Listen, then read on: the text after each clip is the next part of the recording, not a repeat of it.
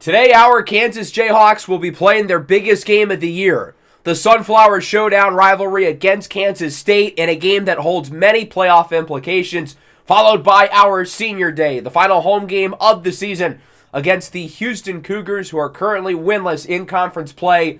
But we know we've got to win these last 4 games if we want to make the playoff and have a chance at the Big 12 championship.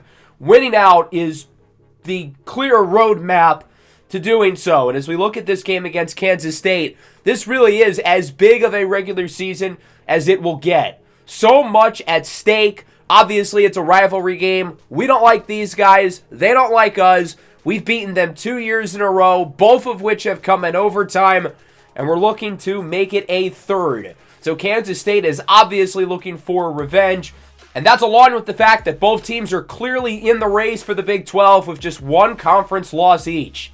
In the last episode, we only played one game, that being against Colorado. We won 31-17. Ryan Staub with a little bit of everything. And the thing with our defense this year is that we've allowed the big plays, but we also create big plays. A second consecutive week with 4 interceptions. Defensively, we really started off slow. We let up 14 points in the first quarter. It looked like it was going to be another shootout, but then we only let up 3 the rest of the way. Nothing in the second half. The true freshman Devin Murphy really stood out, along with 2 interceptions for safety Taylor Davis. So now that we're here in Week 10, there's only 4 games left to go in the regular season, and for many teams, that number's even less.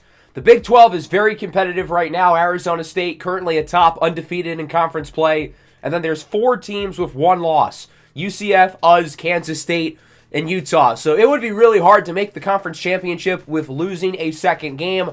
So if we want to make the Big 12 conference championship, we really can't afford to fall against Kansas State, 2 of the higher scoring offenses in the conference. Kansas State lost a lot on that side of the ball. Avery Johnson, the second overall pick by the Seahawks, is having a great rookie year. Dylan Edwards, who was drafted by the Titans. DJ Giddens, who's currently on the Broncos practice squad. But despite that, they really haven't missed a beat offensively. They didn't play very well on that side of the ball against Arizona State, but really nobody has. The Sun Devils' defense has been fantastic this year, and otherwise, Kansas State's really scored at a high level. During their 4-game win streak, they have scored at least 37 points in all 4 games. This is certainly their hardest matchup in conference play, though, outside of Arizona State. And again, we know these guys are looking for revenge after we've beaten them 2 years in a row. Of course, along with the conference standings, we also want to keep our eye on the college football playoff polls. The first variation of the playoff polls have just been launched. We are the 12th ranked team. However, we're not in the playoff bracket because there's no group of 5 schools ahead of us. So right now, we are currently on the outside looking in, but we're not far on the outside. And if we take care of business over the last few weeks of the regular season, we can put ourselves in a good spot to make the playoff, regardless of our result in the Big 12 championship game. Again, if we were to get there to begin with. Kansas State, meanwhile, would be the last team in, given that the 12 seed Stanford is there as the leader of their conference. So as I mentioned, Kansas State's roster is a lot worse than it was last year. I thought the team would regress significantly, but that has not been the case at all. Blake Barnett, the sophomore quarterback, has done a really, really good job. He's had a fantastic year, maybe not quite as good as the Heisman Avery Johnson, but he's been quite solid. Joe Jackson out of the backfield is a talented running back. Their receiving core from last year is pretty much the same, and they've got some good players defensively as well. There really is so much at stake in this game. From playoff ramifications to the race to the top of the Big 12 to just pride overall. Given that these 2 teams are arch rivals, I think this might be the biggest regular season game that we have played in this entire series so far. And for the guys who were not on the team in year 1, who didn't play in the national championship, this will be the biggest game of their Kansas Jayhawk careers. I'm excited to see if our guys can meet the match, as Blake Barnett on the read option with a good start. He gets around 13. Barnett has done way better than I think anyone could have expected, replacing Avery Johnson, as this pass is caught on a really nice play after the catch by Jaquez Spradley-Demps, the sophomore receiver who's become a huge piece of this offense. Play action off the blitz. Zach Stokes is in the backfield with the sack. The redshirt freshman linebacker makes the play, and we're now looking at a 3rd and 17 for the Wildcats. Barnett looks to throw it, scrambles around with it, looks to run, and he will slide for a solid gain, but not enough for the first down, and that'll bring out the field goal unit. Not a bad opening drive, though, for the Wildcats, as Leighton Simmering is on to kick. This one from around 52 yards out to put Kansas State on the board first is up and through. Not a bad opening drive for the Wildcats, but a big stop for the Kansas defense, aided by the sack from Zach Stokes. So now Kansas has it. Play action. Clyde Poole under pressure, and he is sacked on the first offensive play of the game. It's Jordan Allen, who's got over 20 career sacks as a Wildcat, and it's a 3rd and 18, backed up at the 8. Poole steps up in the pocket, and he is sacked again by Donovan Ryman. A disastrous start offensively for Kansas as the Wildcats get it back. 3rd and 5. Somebody flinched. If that's on the defense, then that's pretty bad news. And sure enough, offsides, Dekias Brinkley, automatic first down for Kansas State.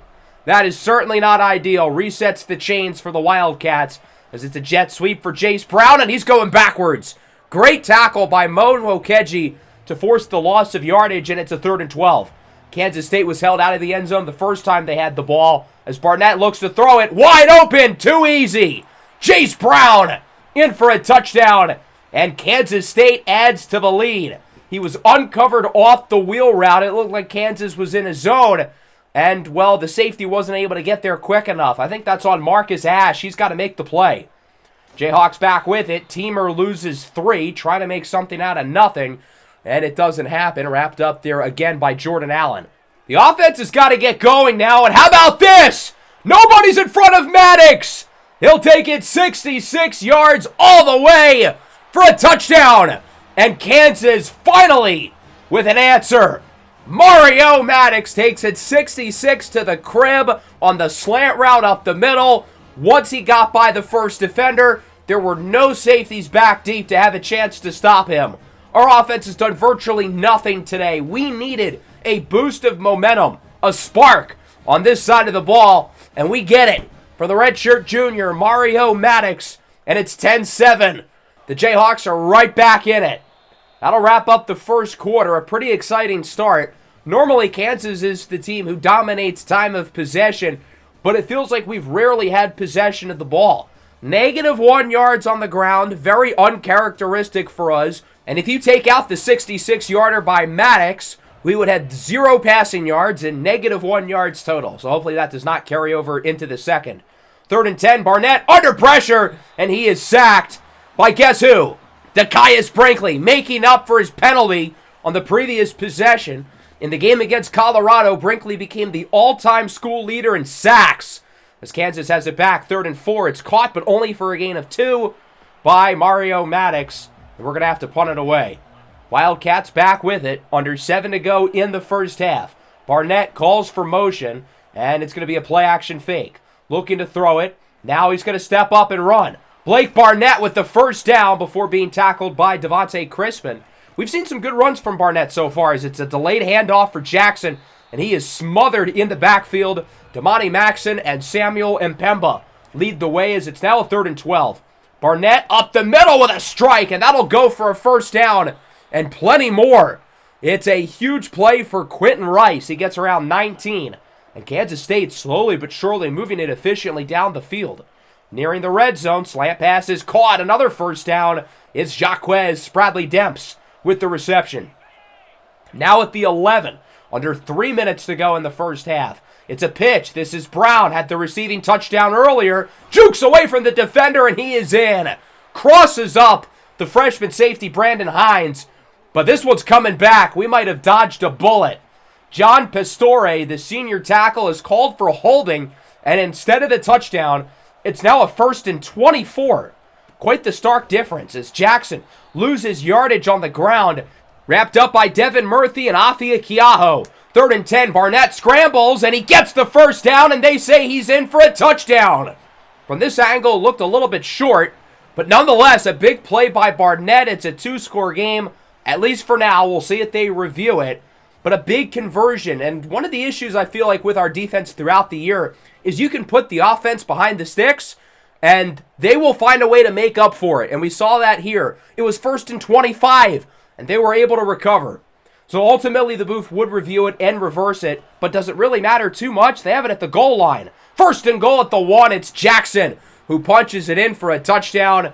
And so Kansas State leads by 2 scores after all. Huge possession upcoming for the offense with under a minute left in the half. Poole looks to throw it, and he's picked off. The standout linebacker, Jacob Stonebreaker, picks it off. And the Kansas offense continues their really rough afternoon. That was not the throw to make if you're Clyde Poole, as Stonebreaker forces the turnover, and Kansas State, who's already up by multiple possessions, has a chance to add to the lead. First and 10, strike down the seam. Jacques Bradley Demps in for a touchdown, and the Wildcats have built up a lead. Late in the first half, it's 24-7. Our offense has to do something here. We can't settle with running out the clock. We could use some points. 26 seconds left, 3rd and 10. We're going to run it with Lord. Has room, gets the first down. He's tackled inbounds, unfortunately, but a big play to keep the drive going by Ty Lord. Off the no-huddle, short pass is caught. Isaiah Lamore stumbles for the first down, and that's where we're going to use a timeout. We still have one more in our back pocket. Following play, Poole looks to throw it, scrambles with it, and he is sacked. Costly play. Kansas State with their 3rd sack of the game. It's Chidi Obaezor. The Jayhawks used their last timeout, as with 3 seconds, it's caught by Lamore, and he's barely able to get out of bounds with a second left. And we're going to bring out the field goal unit. It's a 51-yarder for Escalante. He really struggles from the hashes, but there's 1 second left. We don't really have a choice. So we'll see if he can make it a 2-score game from 51 yards out, and he nails it. Anthony Escalante makes it 24-10. The second longest kick of his career. He's now 4 for 5 from 50-plus yards out this season. That's a really good way to end the first half. We haven't gotten much offensively, but we get the big 3rd down run by Ty Lord. A couple big plays by Isaiah Lamore to put ourselves in field goal range. And normally I wouldn't feel comfortable with that kick, but again, given the circumstances, there wasn't really a choice. Nonetheless, the offense has to be better. We have 19 rushing yards. We haven't gotten much from Clyde Poole as a passer or runner, and we've barely held the ball. Only 5.5 minutes time of possession. I would imagine we're towards the top of the country in terms of time of possession, but the Wildcats have controlled the clock. They've controlled possession of the ball, and we cannot let that continue in the second half. Our lone touchdown wasn't even a touchdown drive. It was a big play by Mario Maddox, and really the only good drive we had was the last one, when there was really a sense of urgency for us to move down the field facing off against the clock. Defensively, again, it hasn't really been great. We're not sending much pressure. The coverage has been subpar. Flat out, we've got to be better on both sides of the ball, and this is a good start. Poole scrambles for the first down. Clyde Poole did not scramble once in the first half. His 3 rushing attempts were all sacks. Kansas State is keeping spies around. They're not letting him run. 3rd and 3, Thompson does not get the first down. And you best believe Kansas is going to keep the offense out on the field. Scare money ain't make no money. Jazir Tolbert, the redshirt freshman, with it, and he will get the first down. Jazir Tolbert hasn't played all that well over the last couple of weeks, but he's still the guy we trust in this spot, given he's the biggest, strongest, most physical running back we have. Up the middle on first down, it's caught by Tolbert. Brings it inside the 10. Really nice drive, but we've got to finish off with 7. Back to Tolbert on 1st and goal. Powers his way through in for a score. A big drive for Jazir Tolbert, and this play is not going to matter. It's coming back. Holding on James Livingston, and now both teams have had touchdowns taken off the board because of holding penalties. 3rd and goal now at the 3. We've used 6.5 minutes of clock here as it's Tolbert again, and he does not get it. Kansas State with the stop, and we're going to go for it again. 4th and goal at the 2. Poole looks to throw it. Has Maddox open. It's caught for a touch. No, he wasn't in.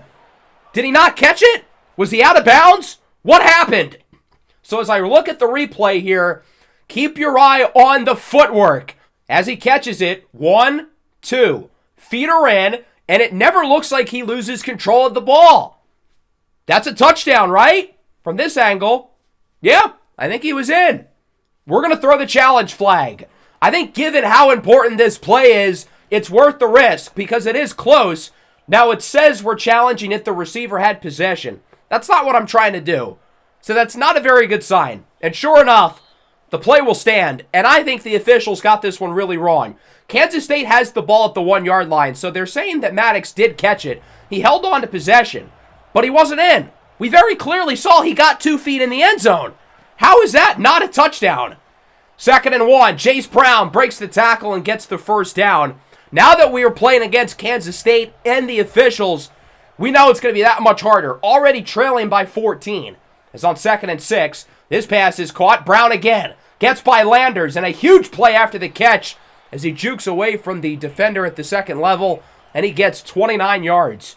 3rd and 5. Barnett looks to throw it. On the run, it's caught! How did he make that throw? It's hauled in by Joe Jackson for a gain of 16. Following play action. Barnett looks to throw it. His pass is caught. Looking to break tackles is Bradley Demps, and he's actually going to go backwards.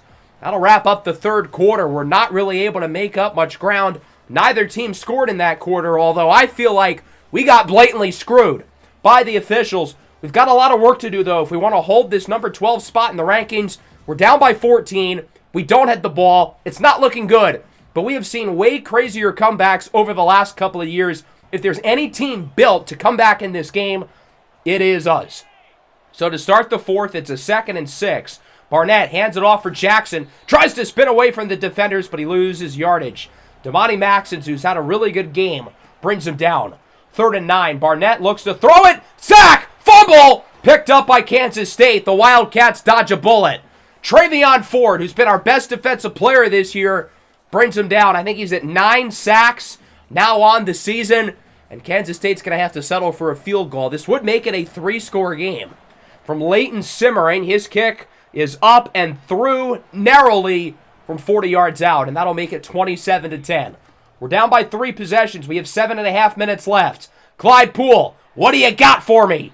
As he slides forward at the 42 for a first down, we need to get him active as a runner. This team is at its best when Clyde Poole is scrambling around.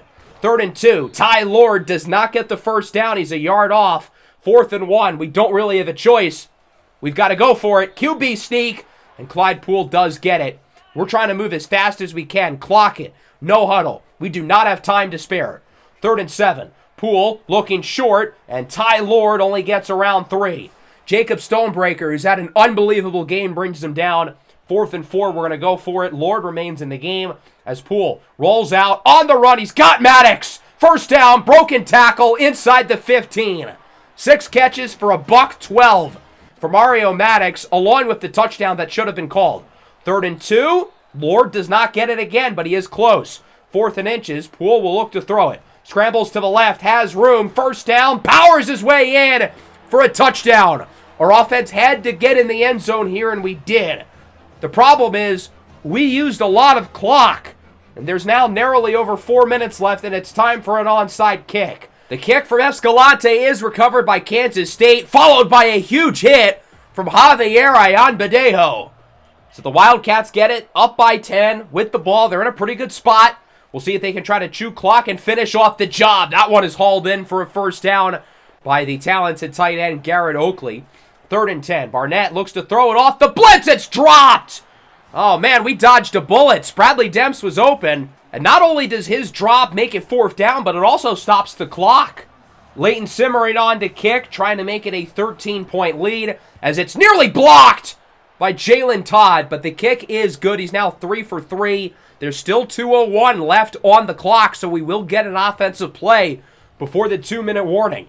It's going to be a handoff for Cornell Teamer. Has space up the middle, and he gets a huge run of nearly 20 yards, all because the clock was stopped after 3rd down. 3rd and 10 now. Poole looks to throw it, scrambles with it, and he is brought down at the line of scrimmage. 4th and 10. We've got no choice other than to go for it. This could be the game. Running no huddle with 1.5 minutes to play. Poole looks to throw it, rolls out, scrambles around, under pressure. Nobody's open, but he has room to the right side, and he will somehow get the first down, and he's out of bounds to stop the clock. When in doubt, let Clyde Poole cook. Steps up, looks to run, another first down. He's been much more effective as a scrambler here in the second half. 3rd and 10, scrambles again, has more room, and he gets another first down with plenty of blocks. Inbounds at around the 14. What a run by Clyde Poole.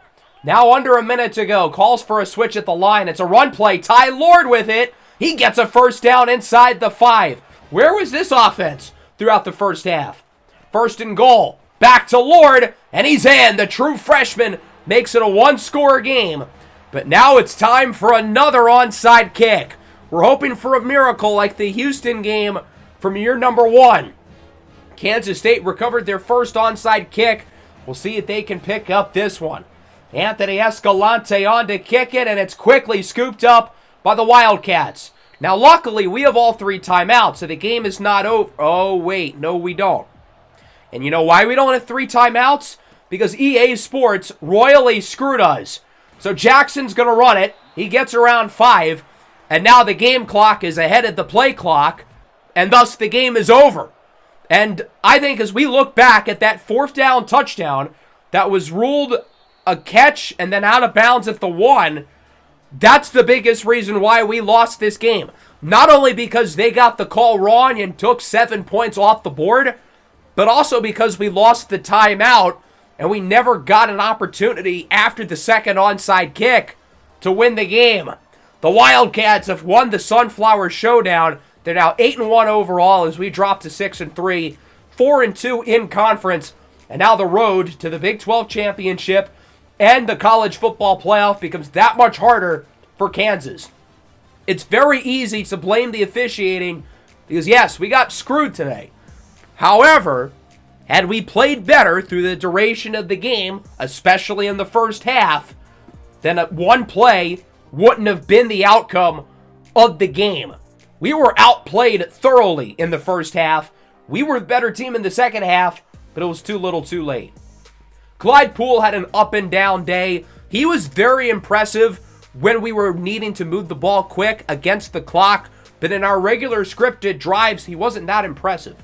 The run game was certainly not good early, better in the second half, but still not great. Mario Maddox played well, but the other receivers were quiet.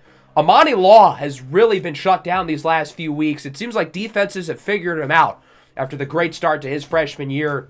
In the second half, I thought our defense was quite good. They got stops when they needed to, but they also allowed 24 points in the first half, including a couple of long touchdown receptions.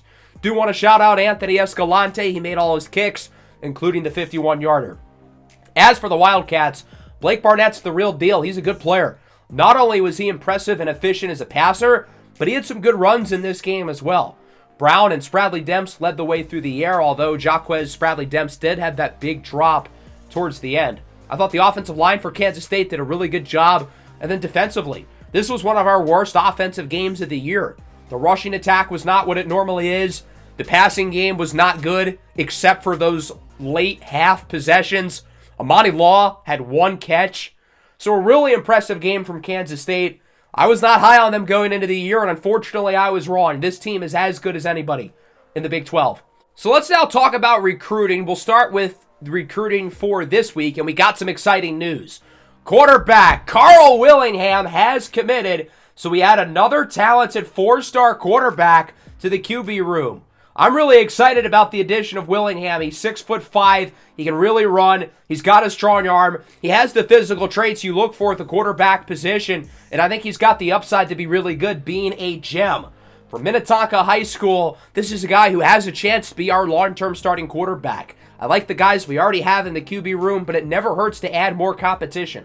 Running back Nicholas Scotland Williamson from St. Brendan High School. For a while, I didn't think we were going to get him, but after a great visit in Week 9 against Colorado, he has chose us over both UAB and UCF. I think this is going to be one of the best players on our board when it's all said and done. He's got the size and strength of Jazir Tolbert and the explosiveness of Cornell Teamer. You do not find running backs with his combination of strength and speed. I think he's got a chance to be a great player for us. Sam Banovich, the 4-star defensive end from St. Francis High School just outside of Chicago. Very tight battle for him. A lot of schools in the Big Ten were interested, but we do land him.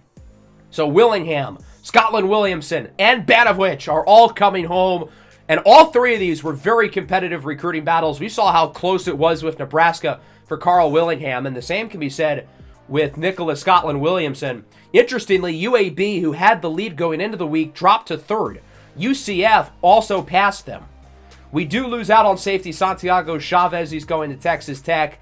It didn't look like we were going to land him, but it is still unfortunate. He's a good player. We have two guys who narrowed their list down to 3 schools with Greg Yu and Sam Chong. And we're not in the lead for either one of them, which isn't good. But the plan is we're going to have them visit against Kansas State. Now, unfortunately, as we know in the future, we lost against Kansas State, which really hurts our chances of landing both of them. But obviously, I didn't know that as I recorded this part of recruiting since I hadn't played the game yet. Without the 6th ranked class in the country, not only are we getting quantity, but also quality. We are getting some really good players, and a lot of them.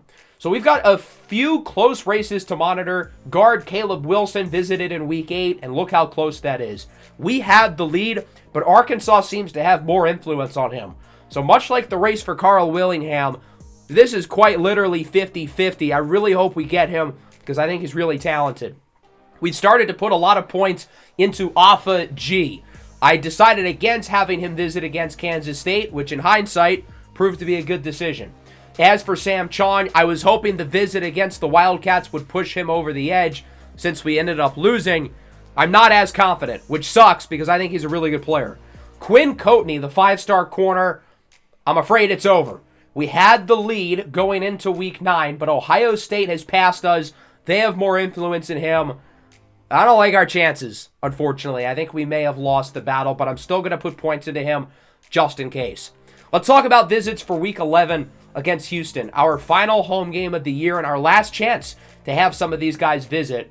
Alpha G is a no-brainer. I really want to land him as a 5-star with how good he is. Linebacker Bo Muse will visit. Defensive tackle Greg Von Oelhoffen. His recruitment has gone pretty slowly, but I think we're really going to start to put some points into him now. And I think starting with the visit, that can be a good way to really open things up with him. And then I thought about the last spot, but I decided to go with linebacker Taylor Cotuvides.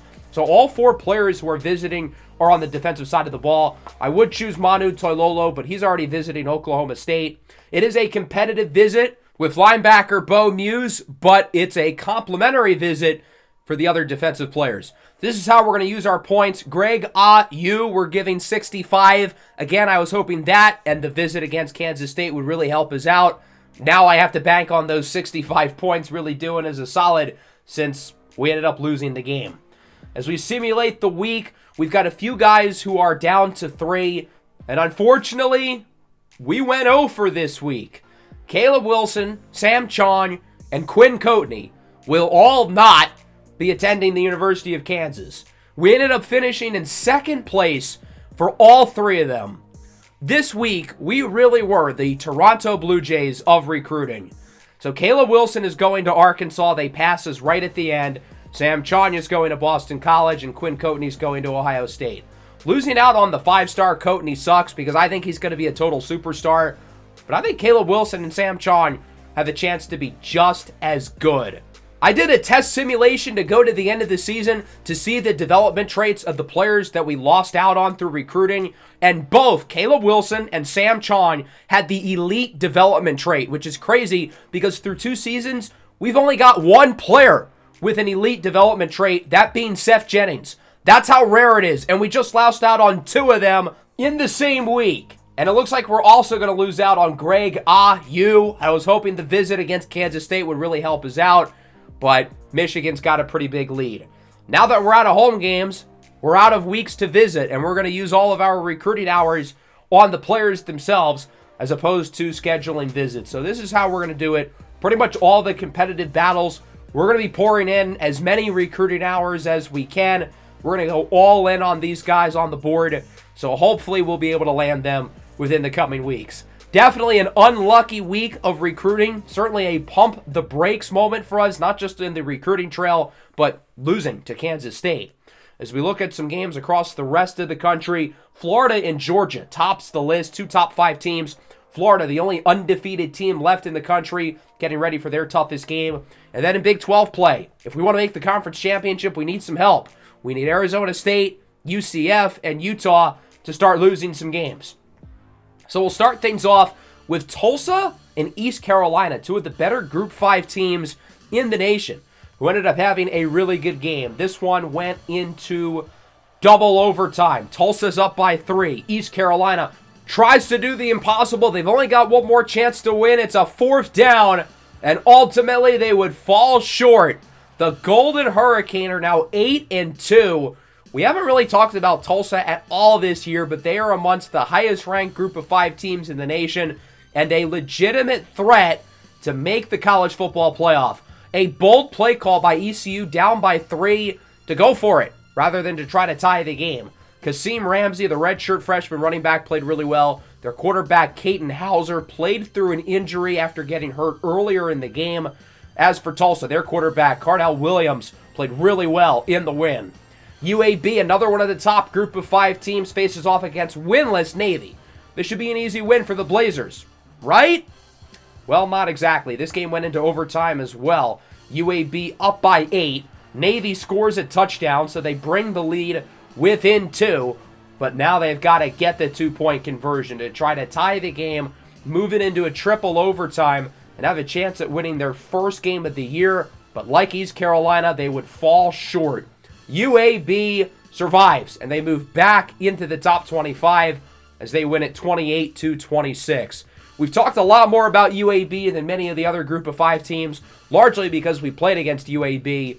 But I do feel like this is the best group of 5 team in the nation. They've got so many playmakers on the offensive side of the ball, so many future pros, which you don't normally find with a team in the American like UAB.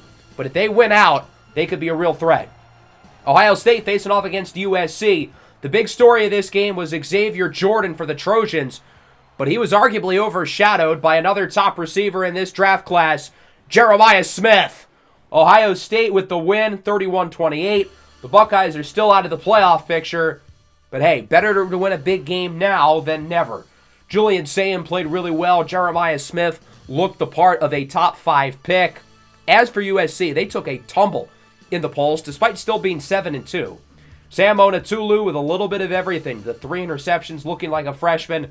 But we've got to talk about this kid, Xavier Jordan. My goodness. 14 for 269 yards and 3 touchdowns.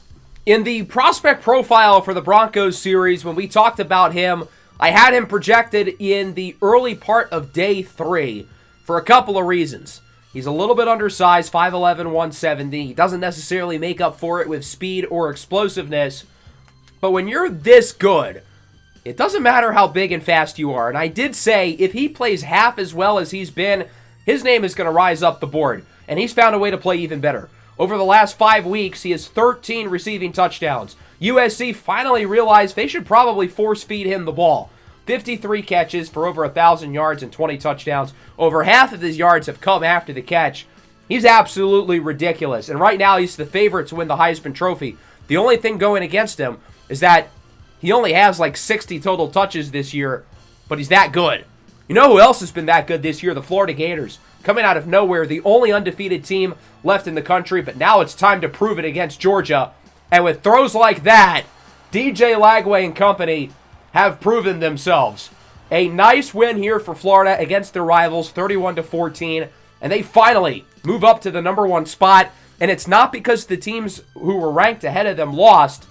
It's because Florida now checks off all the boxes to be number 1. They passed the eye test. They had the big statement win. And they're the only unbeaten team. They should be number 1 until somebody knocks them off. Tommy Newman with a rough day on the office. The Georgia offense was not very good. They're still supposed to make the playoff, but not a good showing here. Arizona State, unbeaten in conference play. We could really use a loss from them.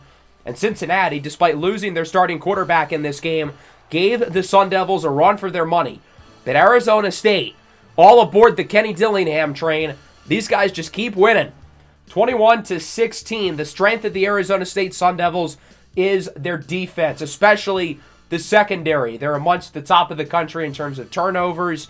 Lincoln Kineholes was okay. The offense for Arizona State really did not play that good of the game. And in the Big 12, if you're scoring 21 points, you're probably not winning. But their defense has played so well. Kobe Hyman, the redshirt freshman quarterback, has had a really good year for Cincinnati, but he's really struggled in this game and then got injured.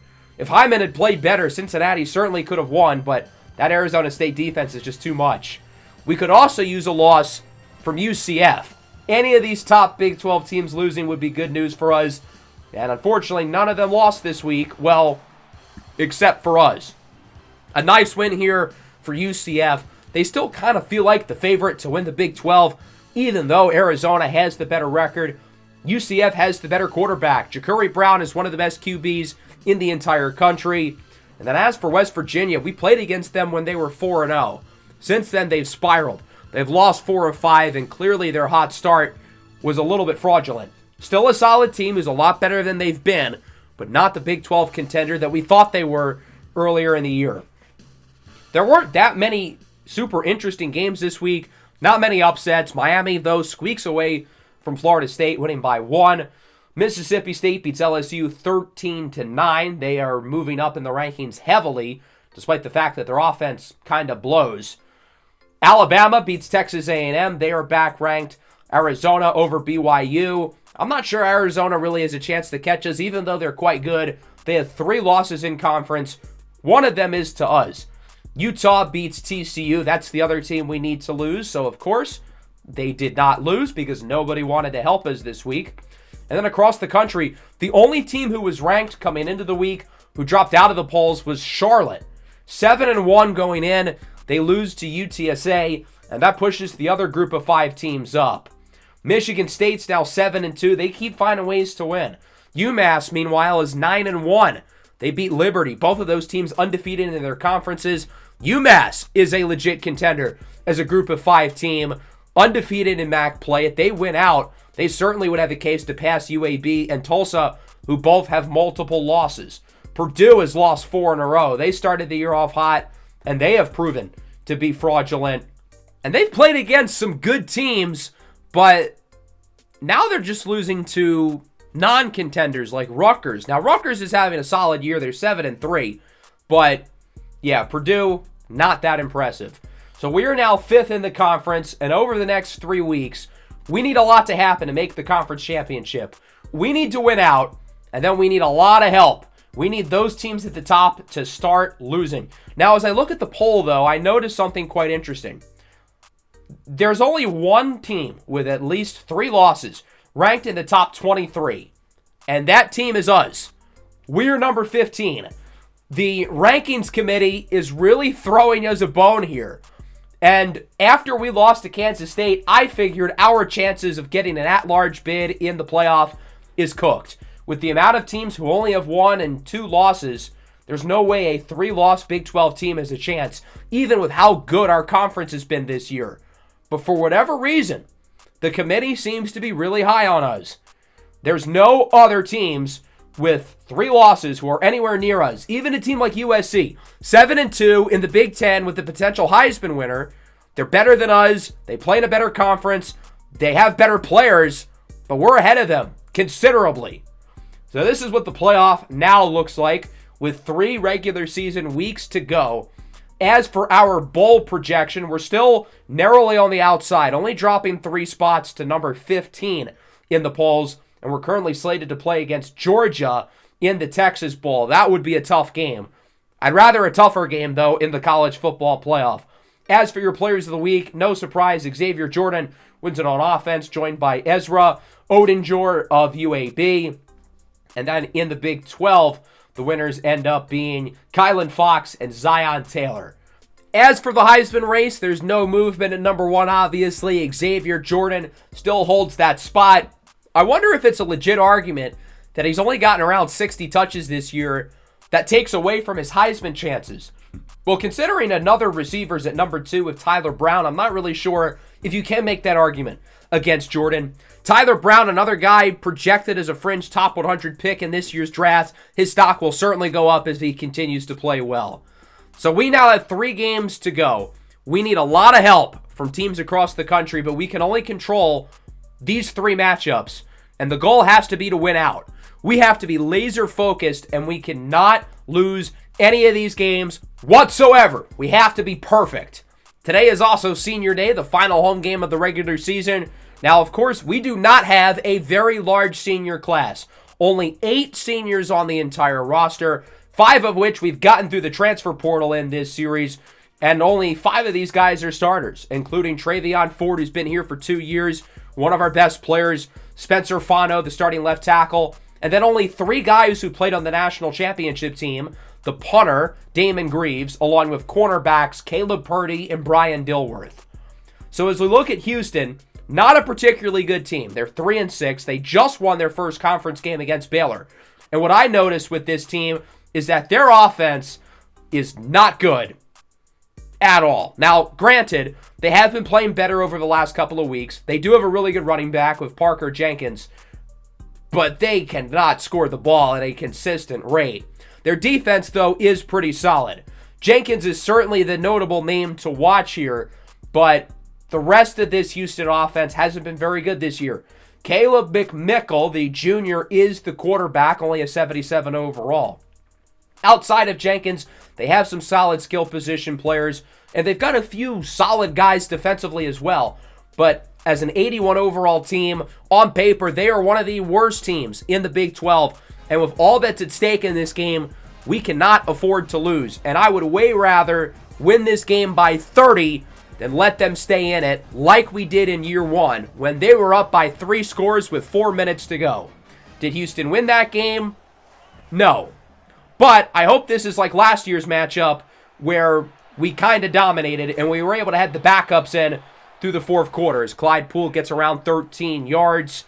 3rd and 5 now. Poole under pressure. Sacked off the blitz. Robert Ulobi brings him down, and the Kansas offense has to punt it. For a team who historically starts games well, I feel like we have not started games well over the last couple of weeks, as that play is going to be a loss of around 3. 3rd and 13 backed up at the 7. Somebody on the offensive line flinched, and they're going to move even farther back to around the 4-ish. And now on 3rd and 17, how aggressive do we want to be? Do we want to play it safe and only rush 4, or do we want to get a little crazy and blitz, try to get the possibility of a safety? Well, Houston's just going to run the ball as Jenkins only gets around 3. Wrapped up by Dakaius Brinkley, and Kansas has it back. It's a screen for Ty Lord. He's got the first down, gets a block, and Lord fighting for yardage, pushed forward by James Livingston near the 20. A gain of 19 for Ty Lord. 3rd and 11. Poole scrambles with it, looking to run for the first down. He's got plenty of room otherwise, and showboats his way into the end zone for a touchdown. A 22-yard run for Clyde Poole, and the Kansas Jayhawks strike first. We needed to get some early points on offense. We had to set the tone. We do exactly that. 3rd and 6. McMichael with a strike. It's caught for a first down by Parker Jenkins, one of the only bright spots of this Houston offense, a projected day 3 pick in this year's draft, as he gets lit up. Mo Nwokeji's had a couple really good plays in run support today. 3rd down. McMichael sails it deep, and it is broken up. Should have been intercepted by Davis, but I think the rain may have caused it to slip out of his hands.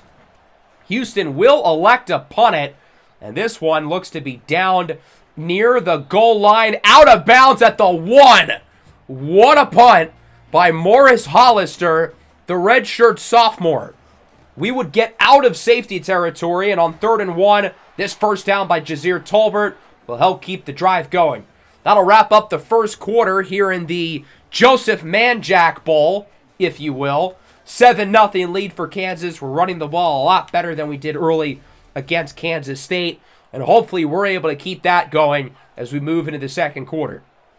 From the 30 on first down, Poole looks to throw it, rolls to the right, on the run. He's got Maddox, who had a big game in the loss last week, gets around 20, and after starting with it at the 1, we're really moving it well. Here's Amani Law inside the 30. We need him to get more involved after he was such a huge part of the offense early in the year. Play action, Poole floats it up, and it's caught! Head tap! Isaiah Lamore is going backwards. The end zone is the other way, buddy. But still a nice gain of 21 yards. Looking to punch it in. It's Clyde Poole on the QB sneak. His second rushing touchdown of the game. And Kansas adds to the lead. It's 14-0. We've come into this game extremely focused, knowing what's at stake. And so far, we're performing quite well. Houston, meanwhile, is throwing passes behind the line of scrimmage and not doing anything with them. 3rd and 13. McMichael looks to throw it under pressure, and he will be tracked from behind and sacked. Seth Jennings brings him down. Dykaius Brinkley was there with some pressure as well. That'll lead to a punt. Kansas gets it back. 2nd and 4. Poole on the run. What a throw! Inside the 20. It's Amani Law with the catch. That's about as hard of a throw that you can make as a quarterback. On 1st down, Poole up the middle. Caught by Rajon Jones. He gets it inside the 5. 1st and goal. Jazir Tolbert powers his way through. He had a touchdown called back last week. Not going to happen again. 21-0 lead for Kansas. Houston looking to answer late in the first half as they start with it around the 19. It's an RPO screen, and this play is going nowhere. Caleb Purdy, the senior, 3-year starter, the most experienced player on this team, brings him down. 2nd and 13. McMichael is intercepted. The other key senior starter who's been here since day one, Brian Dilworth, with the interception. A rotational role player in year 1. Really didn't find the field at all last year, and now entered this season as a backup. Replaced Basil Wilson as a starter on the outside, and he has not looked back. Hasn't been a perfect season for him in coverage, but he's made some big plays. His team-leading 5th interception of the year, and we've got a chance to really turn this game into a blowout. 2nd and 10, up the seam. Maddox drops it.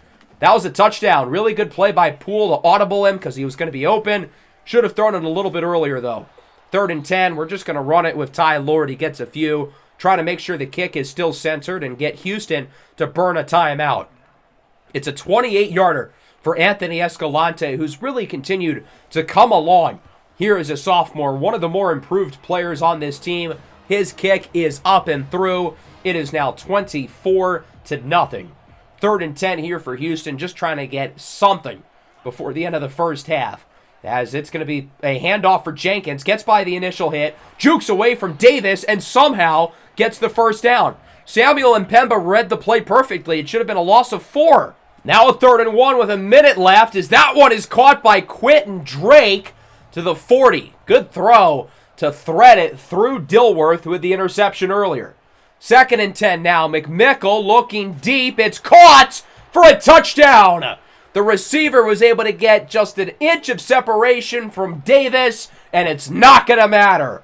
Holding against Jonathan Hutchins, the left tackle. The touchdown is taken off the board, and it's now a 3rd and 20. They are going to wave the white flag and run the ball with Parker Jenkins as he's wrapped up by Dykaius Brinkley. Not a senior, but this could be his last home game with the possibility of him declaring for the NFL draft.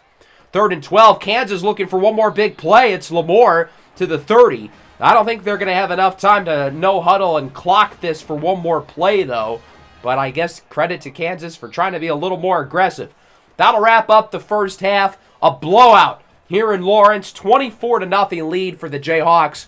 Again, they were really focused going into these last 3 games of the year. We know how much is at stake for us. We know we cannot afford to lose again. And we have been extra vigilant in our preparation. And it showed with how we performed in the first half on both sides of the ball. Clyde Poole's been effective through the ground and through the air. The rest of the run game's been good. The defense has been fantastic. Have not allowed a single point so far. And we may be able to see some of the backups in this game. Get some of the other seniors who don't really play. Let them get some run. And maybe see some of these young guys, including some of the other quarterbacks. 3rd and 2. Jenkins breaks a tackle, but still does not get it. Damani Maxson finishes him off. That'll lead to a punt, and Kansas gets it nearing the 50. It's Ty Lord. Has some space to the left side. Gets a block from Lamore, and he is gone. The freshman houses it from 55, and Kansas adds to the lead. Ty Lord continues to be a big play machine. I was really high on him when we landed him through recruiting, but who could have expected him to be this good?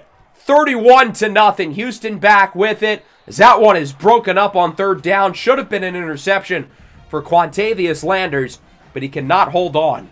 Kansas back with it, and look who's in under center.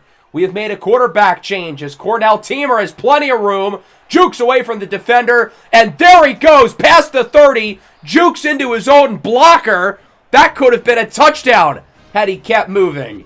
Still a huge run, though, of 41 yards. But anyway, new quarterback. This is Kerry Chosen in the game. Another nice play by Teamer, lined as a receiver. Chosen has only played once for us this year. He got a couple snaps against UAB where he looked really good. But here he takes a sack. The true freshman from Littleton, Colorado, is brought down for a big loss. First sack for either team all day. On third down, he's sacked again. Brought down by Alex Parra. I think Kerry Chosen is a pretty good athlete, but he's definitely not Clyde Poole. Field goal is good for Anthony Escalante, and Kansas adds to the lead. It's 34-0. We've brought in a lot of backups defensively as well. This is Alfonso Rugamba, the true freshman, with the tackle for loss. Strap him in! And that'll wrap up the third quarter. A dominant showing from the Jayhawks. They lead 34-0. We've brought in a lot of the backups on both sides of the ball. Many seniors who don't get to play a lot are in for their final home game. And many of these freshmen who are looking to get some in-game reps. There's a nice first down. Rugamba was the one in coverage. Houston's made a lot of switches too, including at quarterback. Chauncey Aldrich, the freshman, is in as he's hit while he throws, and it's caught. Jackson Hamilton gets by the defender and is wrapped up at the 30.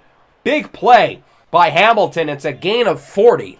As for Aldrich, a true freshman from Lafayette, Louisiana, as he looks to run with it, has the first down inside the 10, where he's tracked down by Soma Satele, the true freshman, and Darion Miller, the transfer safety. So Houston's now got it near the goal line, and they will connect. A really solid drive by Aldrich as he gets it to Jerian Wallace, one of the better receivers on this team. He is in for a touchdown, and Houston finally on the board, 34-8. Here's Jazir Tolbert with a first down to around the 40. Good play after the catch. Following play, Chosen looks to throw it, steps up in the pocket, scrambles and runs. He's got a big first down as he gets it near the 40. Remember, we recruited Chosen out of high school as an athlete. He's a really athletic guy. He's just not as fast as Clyde Poole is. On first down, steps up, runs again. Another first down. It looks like he's been watching some Clyde Poole film as he gets it past the 30. Second and 10. Here's Tolbert. First down, taunts the defender and gets it inside the 10. We are running loose in the second half. Houston's run defense has no answers. Third and goal. This is Reed Sharp, the true freshman. He is in with his first career collegiate touchdown. It's a shame that Sharp wasn't here in the offseason. He didn't get to learn the playbook in time to be part of the running back rotation, but he's getting some reps here. It's now 41-8. Here is Aldrich under pressure. He is sacked by Devin Murphy. The standout freshman continues his really impressive stretch. He has been one of the breakout stars of this defense as it's now third down and long. Aldrich on the run, nearly intercepted, in and out of the hands of Teron Jean-Pierre, the true freshman. Another new quarterback in the game. True freshman Sean Pullard from Tulsa, Oklahoma. Pullard steps up in the pocket, and he is sacked by the big fella for a loss of yardage. Defensive tackle Xavier Stillman. We're going to go for it on fourth down, and we don't get it with Ty Lord. The reasoning being that if we get a first down, we pretty much end the game. So I figured, why not end it quicker? Holding call, though, against the left guard, Kion Sample. We did not convert anyway, so it doesn't really matter. Second down for Houston. Aldrich looks to throw it, scrambles, and is sacked. Ben Biera, the redshirt freshman from Port Arthur, Texas, says he's too small. And now it's 4th and 9. Houston's going to go for it. Aldrich looks to throw it, looking for the end zone with seconds to go. It's broken up, and that'll do it. 41-7, a dominant win for Kansas, so much so that the starters didn't even make it through 3 quarters. We were able to bring in most of the backups to finish this game. Really, really good team win. I get that Houston's not some great team at all. They're one of the worst teams in the conference. But we saw what was at stake, and the problem with us is sometimes we keep teams in the game too long, and it bites us in the rear end. We were not going to let that happen today, up 24-0 at the half, and that big second quarter is ultimately what put us in position to win this game by so much. Our second consecutive year of blowing out Houston after that crazy win in year 1 where we were down by 3 scores with like 4 minutes left. All facets of the team played well. Clyde Poole was efficient through the air, made some big throws. He was impressive on the ground. Granted, he only had 4 carries, by far the least in a game that he started and finished, but he scored on half of them.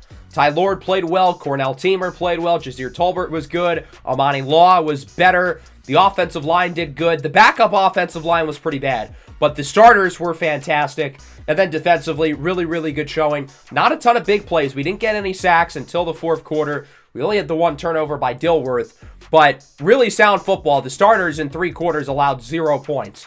I will say, I thought Chauncey Aldrich wasn't that bad. He was definitely better than the starter McMickle.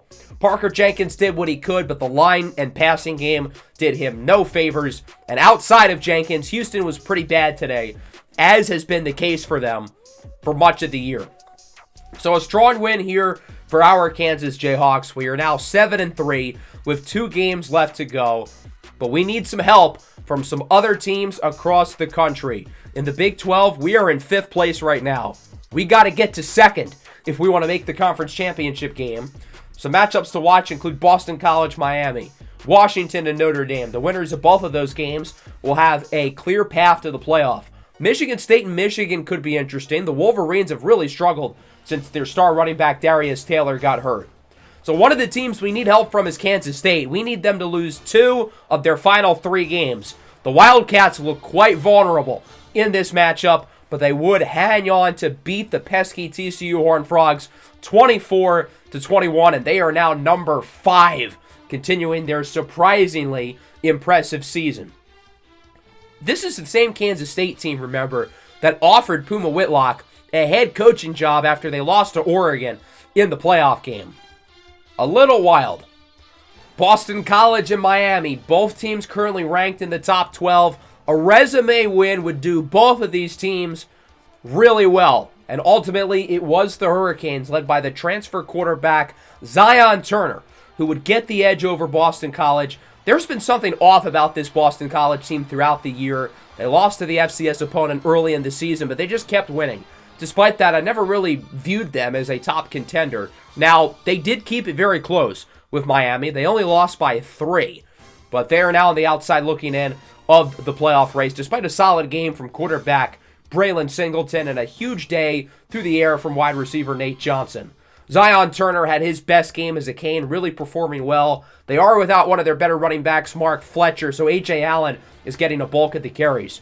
Washington and Notre Dame, both teams needing a win here to really stay alive in the playoff race, and it's the Irish who knock off the Huskies. The emergence of freshman quarterback Jay Pitts continues to be an incredible story. And as I mentioned earlier in the year, this was a guy who was on our recruiting board back in season 1. We took him off fairly quickly. I thought many of the other quarterbacks we were going after are better. And, well, clearly, I was wrong. Jay Pitts is the real deal. Demon Williams played really well for Washington, but it was not enough. And now Notre Dame, who was an embarrassment last year, is in position to make it back to the playoff.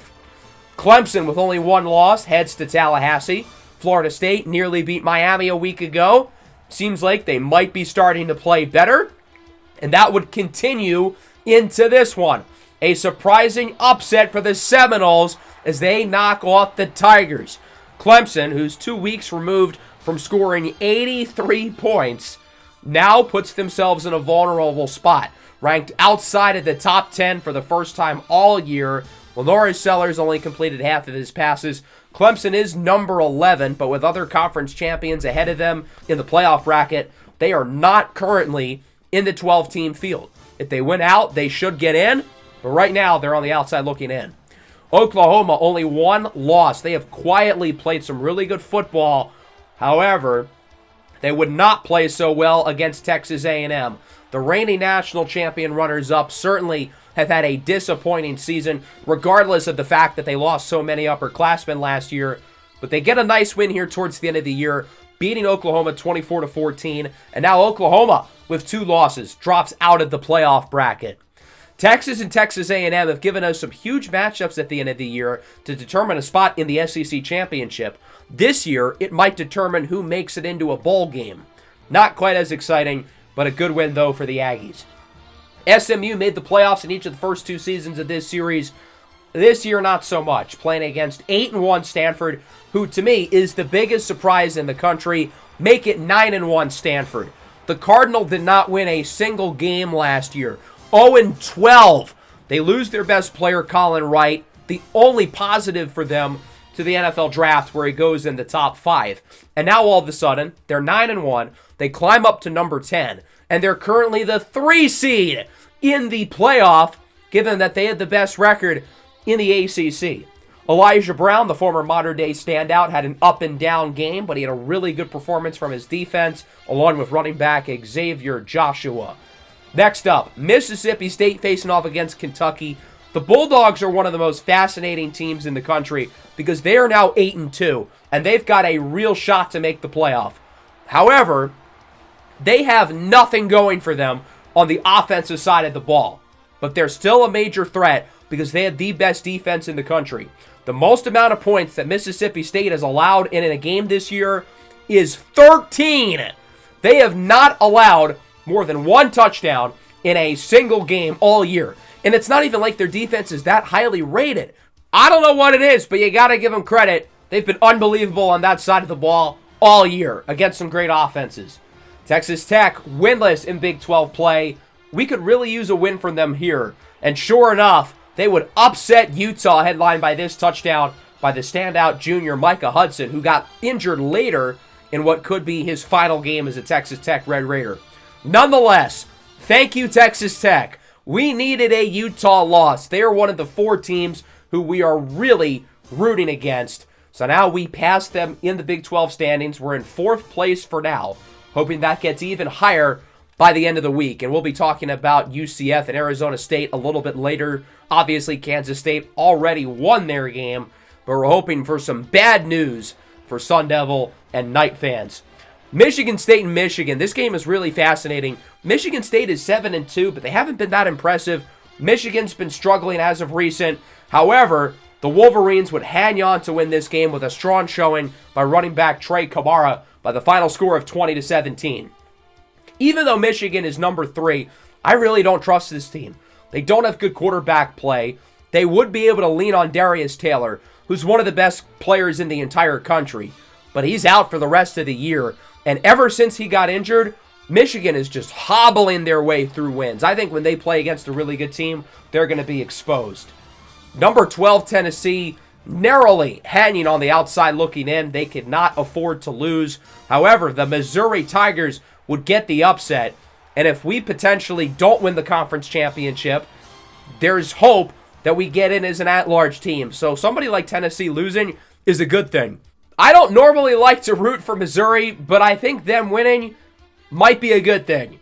Sam Horn with a really strong game, throwing 4 scores, 3 of which were caught by Daniel Blood. Marquise Johnson, the speedster, had the other. As for Tennessee, Jake Merklinger, who's been out for half of the year, is back. He was okay. He wasn't bad, but he didn't do enough for them to win the game. Arizona State returns home facing off against Baylor. If you can hear us, Baylor, please save us. We could really use a win. Well, unfortunately, that was not the case. The Sun Devils still unbeaten in conference play, although they didn't perform that well in this game, only winning by 3. Both Arizona State and Kansas State look quite vulnerable today, but it doesn't really matter if they keep winning games. The story of this one was, again, the defense for the Sun Devils. Lincoln Kindholz sucked. He completed 39% of his passes, and they still found a way to win. The reason, not just the defense, but specifically the turnovers. Nate Bennett was picked off 6 times. Yes, 6. The Sun Devils with 6 interceptions, and they only won by 3. Romel Lewis Jr. had 3 of the interceptions. Tatium Tuioti had 2. Wow. Charlotte facing off against Tulsa, 2 of the best teams in the group of 5. This is a huge game for playoff implications, and ultimately, the standout senior quarterback, Max Brown, would lead Charlotte to the win. Tulsa was the highest-ranked group of 5 team. Now it's not them. Right now, it seems like a 3-horse race between Charlotte, UAB, and the current highest ranked Group of 5 team, UMass. The Minutemen, in their first season in the MAC, are now 10-1 and are currently slated to make the college football playoff with 2 regular season weeks plus conference championship weekend left to go. As we take a look at some other scores across the country, NC State squeaks away from Cal by 1.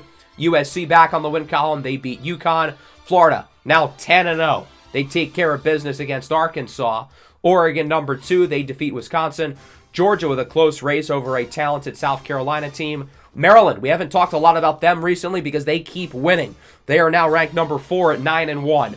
In the Big 12, we got a little help with Texas Tech upsetting Utah, but Kansas State, UCF, and Arizona State all won this week, which is certainly not ideal. We're still in 4th in the Big 12. Looking at some other scores across the country, Ohio State is finally playing well. A little bit too late for that. Purdue loses their 5th game in a row, dropping that one to UCLA. I do want to shout out Rutgers. The Scarlet Knights have been playing some good football as of recently. I believe they are now 8-3. They're currently outside of the top 25 in the college football playoff ranking, but they've been playing quite well this season. So as we look at the polls, we are number 14, and a trend that I'm a little bit weary of is other teams with better records than us jumping us. So there were 3 teams who were ranked below us going into the week who passed us. Stanford goes from number 19 all the way to number 10. Mississippi State from 17 to 12. Arizona State from 16 to 13. Those teams probably should be ahead of us, to be fair. They all have better records than us, but I'm a little bit fearful that that's going to continue to happen. If we win our last 2 games and a bunch of teams ahead of us start to lose, there's a good chance we make it in the playoff as an at-large team at 9-3. But if teams below us keep jumping us, that could really be a problem. Oklahoma, USC, those 2, for instance, they play in better conferences. They have better records than us. If they win out, they'll probably be ranked ahead of us.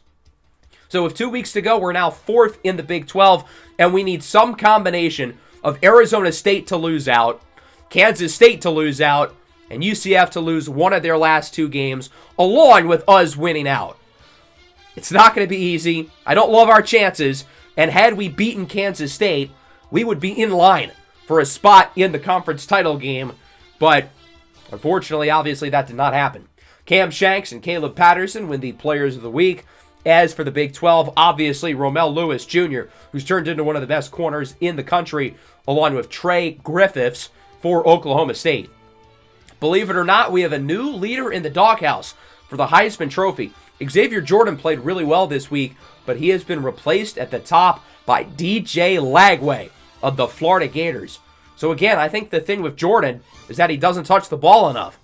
He only had it 6 times. He's still at over 120 yards and a touchdown, but for a guy who averages 7 or 8 touches a game, I can understand the argument against him winning it, even though he's been so effective every time he has gotten the ball. Shout out to Johnny Shepard moving into 5th. He was one of the worst quarterbacks in the country last year, but really has improved significantly. This is what our playoff bracket looks like going into Week 12. Who could have expected at the beginning of the year that Stanford and Arizona State currently lead their conferences? Those were 2 of the worst teams in their conferences a year ago, but that's the fun of college football. Things change quickly. So let's talk about where we are with 2 weeks to go. Obviously, we need a lot of help in terms of Big 12 play and in terms of some of the teams ranked near us if we want to get an at-large spot. But we can really only worry about what we can control, and that's these final 2 games at Iowa State and at TCU. With all that's up for grabs over the next 2 weeks and all the big games I want to go over across the country, I think we're going to split these into 2 separate episodes. Also, partly because we are currently ahead of the Broncos series in terms of scheduling, so I want to give the Broncos a chance to catch up a little bit. So next episode, we've got Iowa State. Should be a fun one. Hope everybody enjoyed. Make sure to leave a like and subscribe if you are new. Peace out.